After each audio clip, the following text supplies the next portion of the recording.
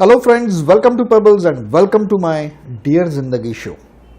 बस 2022 खत्म होने के लिए सिर्फ 2 दिन बाकी है और 2023 1 जैन 2023 शुरू होगा और हर साल की तरह हम सभी, आप, मैं, पूरे भारत के लोग एक चीज जरूर करेंगे और वो है न्यू ईयर रिजोल्यूशन। लेकिन क्या ये न्यू ईयर रिजोल्यूशन कामयाब होता है? मेरी जिंदगी में तो इससे पहले कभी नहीं हुआ। बचपन से लेके बहुत सारे रिजोल्यूशंस मैंने किए, जैसे कि एक्सरसाइज करना, योगा करना, मॉर्निंग वॉक के लिए जाना, बहुत सारी पढ़ाई करना और बहुत सारे रिजोल्यूशंस थे जो कभी पूरे नहीं हुए। लेकिन जब कोरोना का समय जब आया तब मैंने जो रिजोल्यूशन लिया 1.5 साल पहले, मतलब लास्ट दिसंबर से पहले जो मैंने रिजोल्यूशन लिया वो मेरा पूरा हुआ और अभी वो और मॉडिफाई हो रहा है और भी कंटिन्यूअस जा रहा है। ऐसा क्यों हुआ? इतने साल वो कभी रिजोल्यूशन पूरा नहीं हुआ, लेकिन ये 2 साल पहले लिया हुआ रिजोल्यूशन कंसिस्टेंटली पूरा क्यों हो रहा है, इसके बारे में मुझे आपको मेरा खुद का एक्सपीरियंस बताना है। और उसके लिए मुझे आपके साथ एक स्टोरी शेयर करनी है जो मेरे बिजनेस कोच ने मुझे बताई। स्टोरी इंडियन क्रिकेट टीम की है। क्रिकेट टीम की है, हम सबके फेवरेट सब्जेक्ट की है। ये स्टोरी बताई थी हर्षा भोगले ने और ये प्राइवेट स्टोरी है, जो ये कहीं मीडिया में नहीं आई थी। लेकिन हर्षा भोगले मेरे बिजनेस कोच का बहुत अच्छा फ्रेंड है, तो उसने उसे पर्सनली ये स्टोरी बताई थी। स्टोरी कुछ इस प्रकार है। 2007 का world cup, West Indies world cup, India बुरी तरह से हारा था बांग्लादेश से और वर्ल्ड कप से बाहर हो गया था। बहुत बड़ा सदमा लगा था हम सभी को, सभी क्रिकेट प्रेमियों को। लेकिन उस वक्त 2 चीजें बहुत प्रोमिनेंटली हुई। सबसे पहली, जैसे ही इंडिया वर्ल्ड कप से बाहर चला गया तो इंडियन सारे स्पॉन्सर्स पीछे हट गए। इंडियन जो स्पेक्टेटर्स जो थे वो उन्होंने होटल बुकिंग्स, फ्लाइट बुकिंग सब कुछ कैंसिल कर दिया, टिकट्स कैंसिल कर दिए और वेस्ट इंडीज का जो क्रिकेट बोर्ड है उसका पूरी तरह से दिवाला निकल गया। और आज भी इतने 10-11 सालों के बाद भी उनकी हालत कुछ खास सुधर नहीं पाई। उस वक्त हमारे क्रिकेट बीसीसीआई के अध्यक्ष थे शरद पवार जी, और उनके मन में एक ख्याल आया कि आज ये हालत वेस्ट इंडीज की हुई है, अगर इंडियन टीम ऐसे ही हारती रही तो ये हालत बीसीसीआई की भी हो सकती है। तो इसके लिए कुछ तो करना चाहिए। और इसके लिए और एक और कारण था और वो था कि 2007 के वर्ल्ड कप के लिए जाने से पहले शरद पवार जी ने सचिन तेंदुलकर को एक ईमेल भेजा था, जिसमें उन्होंने लिखा था कि आपके हाथ में वर्ल्ड कप देखना मुझे बहुत अच्छा लगेगा। तब सचिन ने उनको रिप्लाई दिया था कि ये टीम से आप बहुत ज़्यादा उम्मीद मत रखिए, अगर ये टीम क्वार्टर फाइनल तक भी पहुंच गई तब भी बहुत बड़ी बात है। ऐसा क्यों सचिन ने लिखा था? क्योंकि उस वक्त उस टीम में 2 हिस्से थे, 2 भाग थे, एक जूनियर्स, एक सीनियर्स। सीनियर्स में हमारे सचिन, सहवाग, गांगुली, द्रविड़, लक्ष्मण, ये लोग सब थे। और जूनियर्स में तुम्हारे युवराज सिंह, सुरेश रैना, धोनी, जहीर खान, ये सब लोग थे। ऐसे सारे प्लेयर्स थे। और जूनियर और सीनियर में बहुत बड़े झगड़े भी थे, लेकिन उतना ही नहीं था। जूनियर में आपस में भी झगड़े थे, सीनियर में आपस में भी झगड़े थे। और इन सब चीज़ों के होते हुए सचिन को ये पक्का पता था कि ये टीम वर्ल्ड कप नहीं जीत सकती। हुआ भी वैसे ही। लेकिन उसके बाद शरद पवार जी ने एक बहुत ही स्ट्रिक्ट एक्शन ली और सबको उनकी मीटिंग में कहा कि कुछ भी हो जाए 2011 का वर्ल्ड कप हमें जीतना ही है। अब बाय हुक और क्रुक कुछ लोग कहेंगे फिक्सिंग करके जीता, तो न तो फिक्सिंग आपने देखा है ना मैंने देखा है, हमें पता भी नहीं होता है कि नहीं, क्योंकि हमने वो देखा नहीं है, तो उस बात को भूल जाते हैं। सबसे पहली बात ये हुई कि ग्रेग चैपल को लात मार के बाहर निकाला गया, क्योंकि उसने बहुत सारे कांड किए थे टीम में। और गैरी कर्स्टन को इंडियन क्रिकेट टीम का नया कोच अपॉइंट किया गया। गैरी कर्स्टन की कुछ शर्तें थी कि उसकी सारी डिमांड्स बिन शर्त और सिर्फ एक ही बार कहने के बाद पूरी हो जानी चाहिए, तभी वो कुछ कर सकता है। डेफिनेटली बीसीसीआई के पास पैसे की तो कमी थी नहीं, तो इसलिए ये शर्त तो मान ली गई। गैरी कर्स्टन ने पहली टीम मीटिंग बुलाई और पूरा अंदाज़ा लिया कि कहाँ क्या चल रहा है, क्यों लैकिंग चल रहा है, क्या प्रॉब्लम्स है, और फिर उसे विषय की गंभीरता का अंदाज़ा हो गया। उसे ये लगा कि ये टीम तो वर्ल्ड कप तो छोड़ो, एक नॉर्मल देसी मैच भी जीतने के लायक नहीं है, क्योंकि उनके आपस में इतने बड़े प्रॉब्लम्स थे। तो उसका एक फ्रेंड था ऑस्ट्रेलियन, माइक हॉर्न करके, जो एक बहुत ही बड़ा मोटिवेशनल ट्रेनर है, मोटिवेशनल स्पीकर है, और उसे चैलेंजिंग द डेथ कहा जाता है। वो अमेज़ॉन में कयाक से उसने पूरा अमेज़ॉन क्रॉस किया, अंटार्कटिका पे जाके रहता था, जंगलों में भटकता था, और जहाँ जहाँ मौत आ सकती है वहाँ वहाँ जाके उसने चैलेंज किया और उस चैलेंज को जीता है। तो उसने माइक हॉर्न को फ़ोन करके पूछा कि मेरे पास ऐसा एक प्रोजेक्ट है, तो will you help me. Mike Horn ने कहा डेफिनेटली, व्हाई नॉट। लेकिन माइक हॉर्न ने कहा कि मैं आ रहा हूँ, तो मुझे टीम मीटिंग में आज की तुम्हारी पूरी टीम, इंडियन टीम 15-16 लोगों की, प्लस अगर ये पूरी की पूरी टीम मैं रिजेक्ट करता हूं तो उनके बदले में, उनके बजाय कौन सी टीम खेलेगी, वो टीम उस मीटिंग में होनी चाहिए। तो अराउंड 32 या 33 के आसपास प्लेयर्स और सपोर्ट मेंबर्स उस मीटिंग के लिए प्रेजेंट है। हर्षा भोगले भी था, उसी मीटिंग की ये स्टोरी बताई है। जब मीटिंग शुरू हुई तब माइक ने सबको पूछा, पहला क्वेश्चन उसने पूछा कि आप लोग क्रिकेट में क्यों आए, क्रिकेट आपने प्रोफेशन क्यों चुना। तो हर एक ने अलग अलग जवाब दिए कि पैसे कमाने के लिए, किसी ने कहा कि मेरा मतलब पसंदीदा खेल है इसलिए, किसी ने कहा मुझे पढ़ाई पसंद नहीं, मुझे खेल ही पसंद है इसलिए, किसी ने कहा मुझे पब्लिसिटी मिलनी थी या मुझे सेलिब्रिटी बनना था इसलिए मैं आया। अलग अलग जवाब दिए और हर जवाब के बाद माइक हॉर्न कहता गया third class answer, bad answer.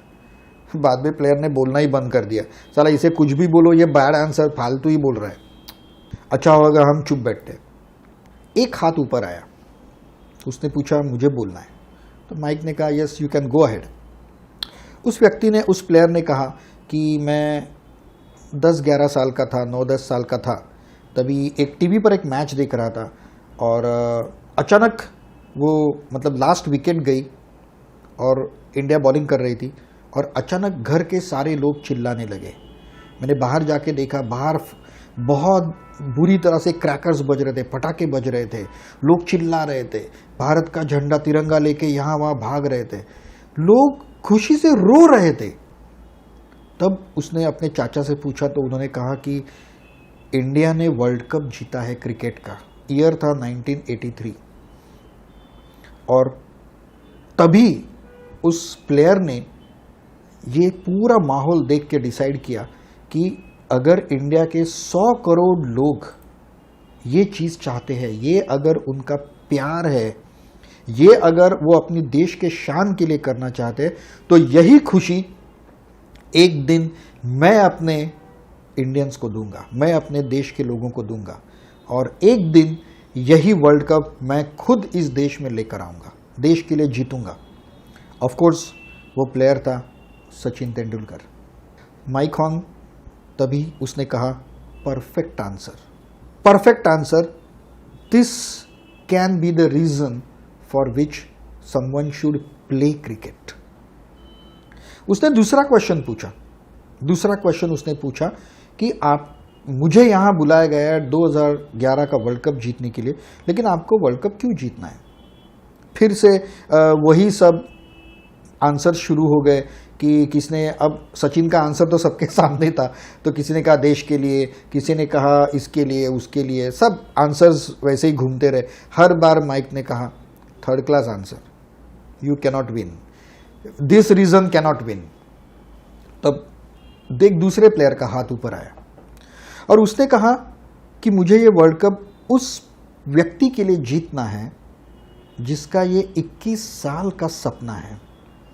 21 साल अपनी फैमिली, अपनी खुद की परवाह किए बिना 100 करोड़ देशवासियों का सपना और उनकी आशा आकांक्षाएं लेकर वो ग्राउंड में उतरता है, उन्हें पूरा करता है। मुझे ये वर्ल्ड कप उस व्यक्ति के लिए जीतना है कि जिसकी जुबान छोड़कर बॉडी पे हर जगह पे सर्जरी हुई है। मुझे उस व्यक्ति के लिए जीतना है जब वो खेलने को उतरता है तब टीवी ऑन होते हैं और जब वो आउट होता है तब टीवी ऑफ होता है। मुझे उस व्यक्ति के लिए, उसका लास्ट वर्ल्ड कप है, उसका सपना पूरा करने के लिए मुझे ये वर्ल्ड कप जीतना है। ये वर्ल्ड कप मुझे जीतना है सचिन तेंदुलकर के लिए। प्लेयर था MS धोनी।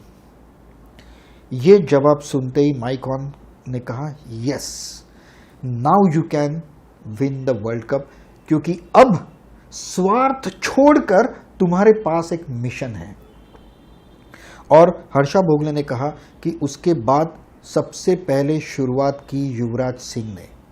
युवराज सिंह सचिन के पास गया, उसके पैरों पे सर रख के, लिटरली सर रख के उसने रोना शुरू किया और उसने कहा, पाजी हमें माफ कर दीजिए, हमने कभी अपने से बढ़कर कुछ सोचा ही नहीं, दूसरों के लिए हमने कभी सोचा ही ना हमने अपने टीम प्लेयर्स के लिए सोचा, ना अपने फ्रेंड्स के लिए सोचा, ना देश के लिए सोचा, हमें माफ कर दीजिए।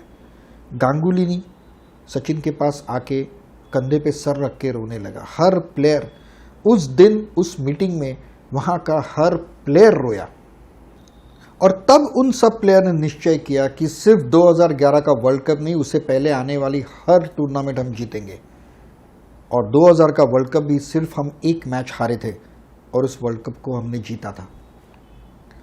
जब वर्ल्ड कप जीतने के बाद जब सब प्लेयर ने अपना अपना रिव्यू जब दिया ग्राउंड पे, तब हर एक के कहने में ये बात थी कि हमने सचिन का 21 साल का सपना पूरा किया। यानी कि हर्षा भोगले ने जो स्टोरी बताई थी वो सच थी। ऐसा क्यों हुआ कि जो टीम 4 साल पहले वर्ल्ड कप से बुरी तरह से हार कर बाहर गई थी, ऐसी टीम जिसमें एक दूसरे के प्लेयर्स के मन में दिग्दुजा भाव था, कोई स्वार्थ के बिना कोई कुछ सोच ही नहीं सकता था, वो टीम ने एकजुट होकर क्यों वर्ल्ड कप जीता? क्योंकि अब उनके पास एक मिशन था और यही मिशन होता है जो हमेशा पूरा होता है।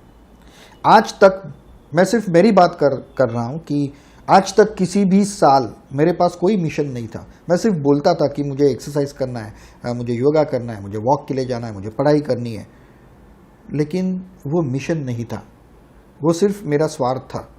और फिर अगर जो चीज़ मैं सिर्फ मेरे लिए कर रहा हूं, तो अगर मैंने वो मेरे लिए छोड़ दी तो किसी का क्या जाता है। लेकिन 2 साल पहले जब मैंने मिशन लिया, तब मैंने देखा, कोरोना के टाइम में मैंने देखा कि मिडिल क्लास जो लोग हैं उनकी हालत बहुत ख़राब हो गई, बिजनेसेस बंद हो गए, सैलरीज 50% पे आ गई, लोगों की सेविंग्स बहुत तेज़ी से ज़ीरो हो गई। ऐसा क्यों हुआ? क्योंकि हम मिडिल क्लास लोगों को जानबूझकर वेल्थ जनरेशन के टूल से बाहर रखा जाता है। शेयर मार्केट में जब भी कोई मिडिल क्लास आदमी आने का ट्राई करता है, फॉरेक्स में, शेयर्स में, तब उसे कहा जाता है कि तुम यहाँ डूबोगे, ये तुम्हारी बस की बात नहीं है, ये तुम्हारे लिए नहीं है। और जानबूझ के हमें इससे अलग रखा जाता है कि हम कभी अपनी इस हालत से ऊपर उठ ही ना पाए। और उस दिन मैंने डिसाइड किया था, मैंने सोचा था उस दिन कि क्रिप्टो करेंसी का ये डिसेंट्रलाइज क्षेत्र जो है, जो एक नया क्षेत्र है, वो मैं हर मिडिल क्लास व्यक्ति तक पहुंचाऊंगा। भले उसके लिए मुझे कितने भी साल लगे। 2 साल में मैं काफ़ी इसमें कामयाब हुआ हूं, लेकिन अभी तक ये मिशन पूरा नहीं हुआ। तो अब जब मैं सुबह 5 बजे अलार्म लगाता हूं, 5 बजे का, तब मैं मेरे मिशन के लिए उठ रहा हूं। अगर मुझे एक्सरसाइज करना है तो मुझे मेरे मिशन के लिए एक्सरसाइज करना है, क्योंकि मेरा फिटनेस ठीक रहे। मैं मेडिटेशन करता हूं तो मेरे मिशन के लिए करता हूं, ताकि मेरा मानसिक संतुलन और मेरी एनर्जी उस मिशन के लिए टिकी रहे। मैं चाहता हूं 2023 में आप रिजोल्यूशन मत कीजिए, आप एक मिशन लीजिए और उस मिशन को पूरा करने के लिए जी जान लगा दीजिए। अब हर एक को यह मिशन कैसे मिलेगा? उसके लिए WHY टेक्निक यूज किया जाता है। जो भी काम आप करते हो उसे आप क्यों क्यों क्यों क्यों क्यों क्वेश्चन पूछिए। आखिरी जवाब जो होगा वो आपका मिशन होगा।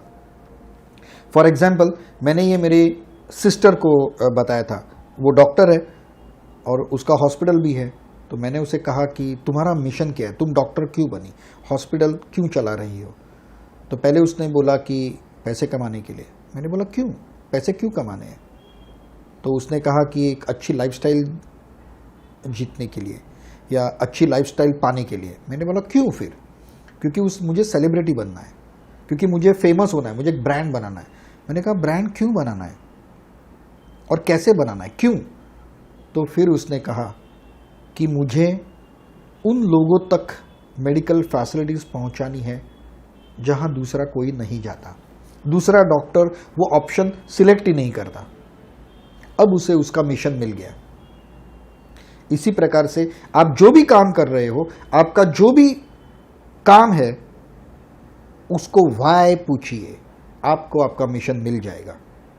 अब बात आती है इस मिशन को पूरा करने के लिए आपके साथियों की। याद रखिए, गांधी जी ने जब साबरमती आश्रम छोड़ा, दांडी यात्रा के लिए जब निकले, तब उन्होंने ये नहीं कहा कि मैं अगले राइट टर्न पे रुकूंगा, पीछे देखूंगा, अगर सफिशिएंट क्वांटिटी में लोग होंगे, संख्या में लोग होंगे तो ही मैं दांडी यात्रा पे निकलूंगा, नहीं तो आश्रम जाके सो जाऊंगा। उन्होंने कहा आपके साथ भी या आपके बिना भी मैं तो मेरा काम करते रहूंगा, आपको भी वही करना है। कोई आपका साथ दे या ना दे, आपका मिशन आपको अकेले पूरा करना है। 2023 के लिए मुझे तो मेरा मिशन मिल गया, मेरे पास मेरा मिशन है। क्या आपके पास आपका मिशन है? अगर नहीं है तो ये 2 दिन उस मिशन को फाइंड आउट कीजिए और 2023 में सिर्फ आपका मिशन ही नहीं, उसके साथ आपके सारे ड्रीम्स पूरे कर दीजिए। Thank you very much and best of luck for your mission. फिर मिलते हैं अगले साल 2023 में। Good bye, have a nice time and have a great mission.